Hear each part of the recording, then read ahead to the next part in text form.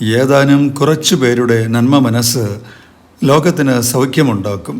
അതേപോലെ കുറച്ചു പേരുടെ അധികാരമോഹം ലോകത്തെ താറുമാറാക്കുകയും ചെയ്യും. അതിശയിപ്പിക്കുന്ന രീതിയിൽ ശാസ്ത്രവും സാങ്കേതിക വിദ്യയും പുരോഗതി പ്രാപിച്ചിട്ടും പുരോഗമന കാഴ്ചപ്പാടുകളും നവോത്ഥാന മൂല്യങ്ങളും കൈവരിച്ചിട്ടും മനുഷ്യ മനസ്സിൻ്റെ അടിസ്ഥാന ഘടനയ്ക്ക് മാറ്റം വരുന്നില്ല. ലോക ചരിത്രത്തിൽ യുദ്ധത്തിന് എന്നും ഒരു സ്ഥാനമുണ്ടായിരുന്നു. യുദ്ധത്തിലൂടെ നാം പഠിച്ചൊരു പാഠമുണ്ട്. യുദ്ധത്തിൽ ജയവും തോൽവിയും ഇല്ല, നഷ്ടം മാത്രമേ ഉള്ളൂ. കണക്ക് കൂട്ടാനാകാത്ത നഷ്ടം. പിന്നെ ഒരു കാര്യവുമില്ലാതെ പിടഞ്ഞു വീണ് മരിക്കുന്നവരെ ഓർത്തുള്ള കണ്ണീർ കടൽ. അതിപ്രാചീനമായ മഹാഭാരത യുദ്ധത്തിൽ കണ്ട കാഴ്ചകൾ ഇന്നും നാം കണ്ടുകൊണ്ടേയിരിക്കുന്നു. ജനങ്ങളെ കൊന്നൊടുക്കിയിട്ട് സർവ്വലോകാധിപത്യം എന്തിന് എന്ന് വിലപിക്കുന്ന യുദ്ധവീരനെ അവിടെ കാണാം.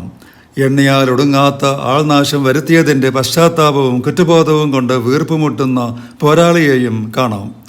യുദ്ധം ചെയ്തേ അടങ്ങൂ എന്ന് ചില അധികാരമോഹികൾ നിശ്ചയിച്ചു പോയാൽ സമാധാനം ആഗ്രഹിക്കുന്നവർക്കും രക്ഷയില്ല. എന്തുകൊണ്ട് മനുഷ്യൻ തിന്മയിലേക്ക് തിരിയുന്നു എന്ന ചോദ്യത്തിന് കവികൾക്ക് ഒറ്റ ഉത്തരമേ ഉള്ളൂ. മനുഷ്യ മനസ്സിലെ കാമവും ക്രോധവും ആണത്. പ്രശ്നം ലോകത്തിലല്ല, മനുഷ്യ മനസ്സിലാണ് എന്നർത്ഥം.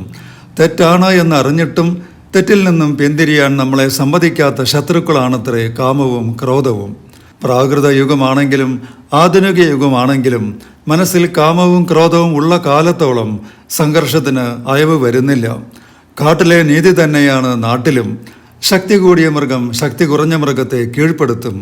കുടുംബങ്ങളിൽ ശക്തി കൂടിയ പുരുഷൻ ശക്തി കുറഞ്ഞ സ്ത്രീയെ കീഴ്പ്പെടുത്തും. രാഷ്ട്രീയത്തിൽ ശക്തിയുള്ളവൻ ശക്തി കുറഞ്ഞവനെ അടക്കി ഭരിക്കും. ഈ നിസ്സഹായ അവസ്ഥയിൽ നമുക്ക് എന്തെങ്കിലും ചെയ്യാനാകുമോ? ചെറിയ ഒരു കാര്യം മാത്രം. നമ്മുടെ എല്ലാ ഇടപാടുകളിലും സമാധാനത്തിൻ്റെ സന്ദേശം ഉച്ചത്തിൽ മുഴക്കാം.